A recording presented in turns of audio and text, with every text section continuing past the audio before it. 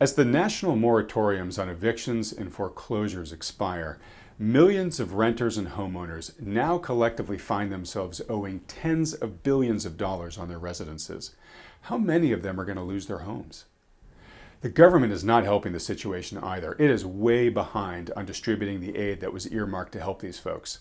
And as it tries to extend the moratoriums, it faces an uphill constitutional challenge by the courts, as well as an uprising by the legions of small-scale landlords and lenders who are on the brink of financial crisis due to lack of income. How is this mess going to resolve?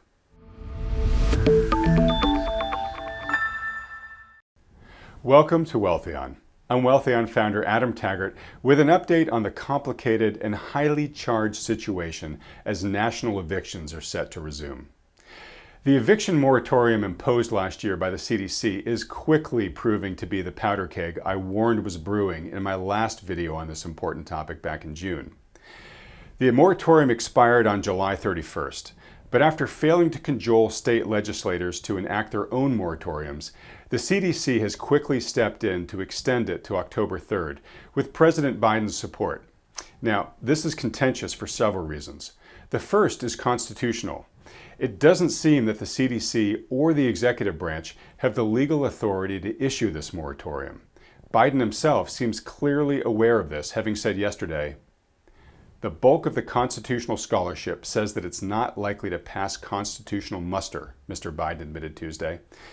That was only hours before the Centers for Disease Control and Prevention issued its renewed eviction ban. But at a minimum, Mr. Biden said, by the time it gets litigated, it will probably give some additional time while we're getting that $45 billion out to people who are, in fact, behind in the rent and don't have the money.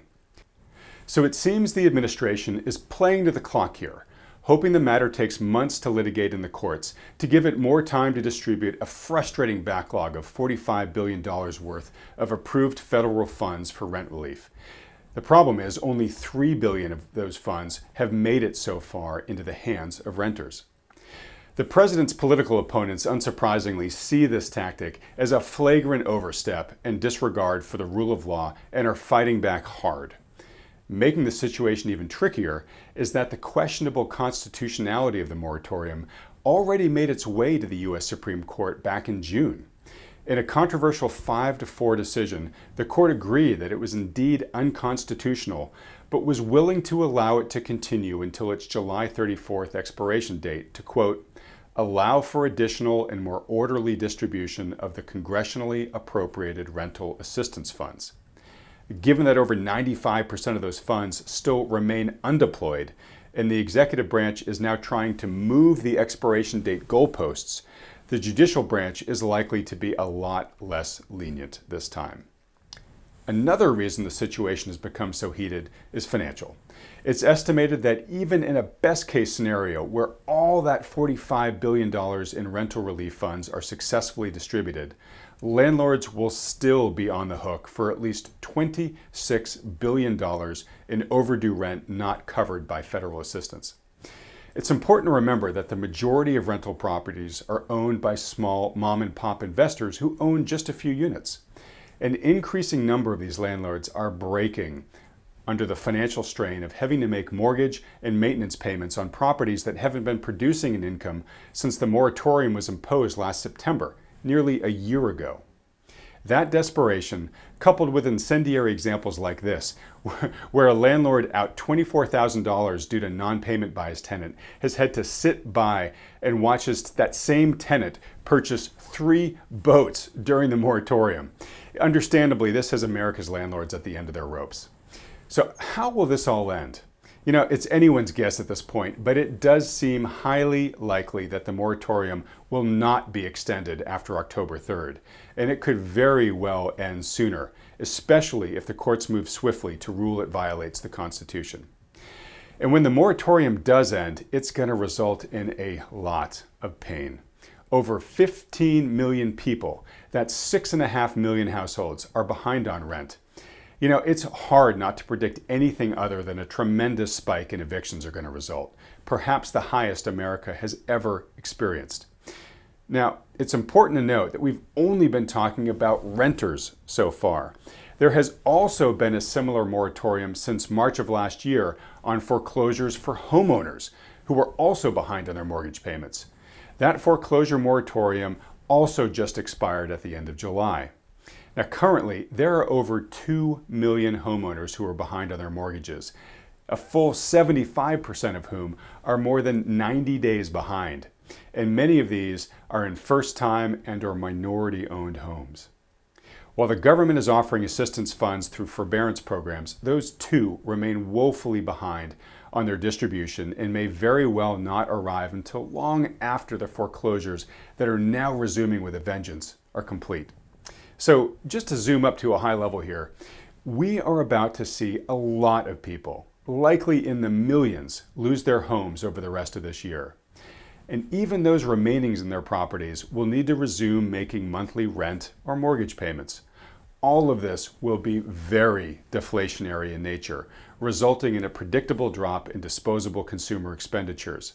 So in addition to the humanitarian injury here, economic growth will suffer, jobs will be fewer. In short, times are going to be tougher.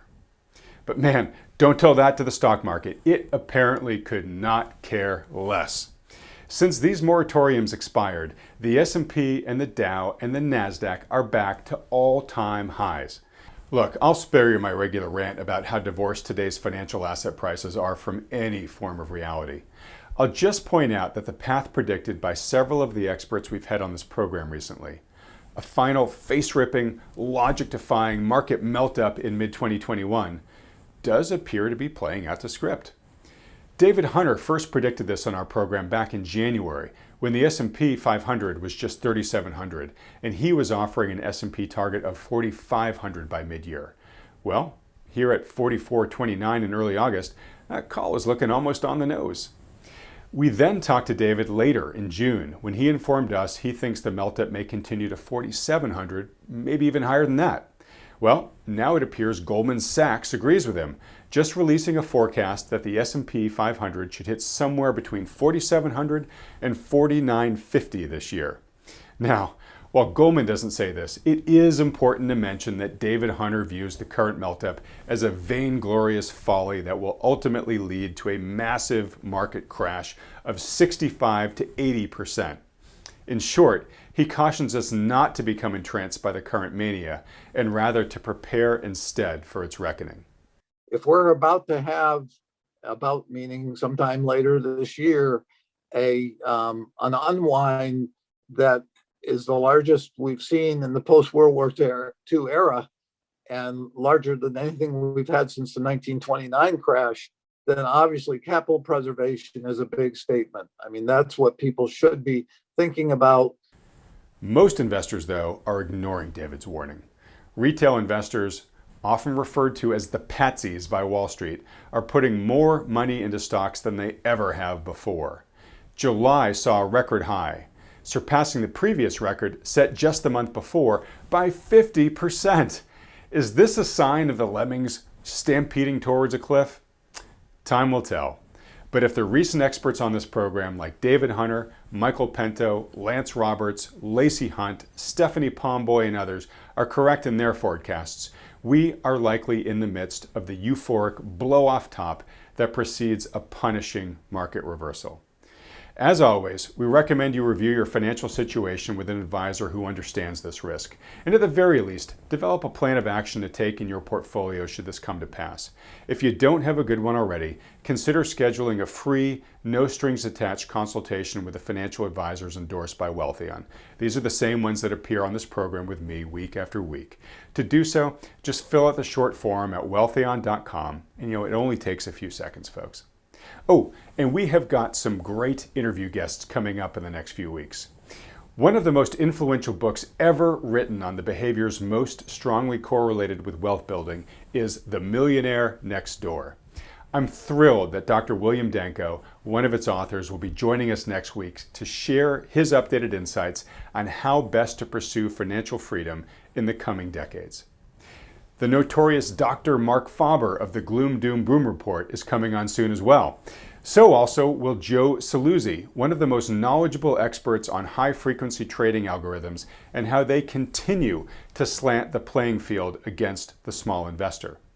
So be sure to tune in for those when we release them here. Oh, but if you're new to this channel, please just take a quick second and hit the subscribe button below, as well as that little bell icon right next to it, to make sure that you don't miss any of our upcoming interviews.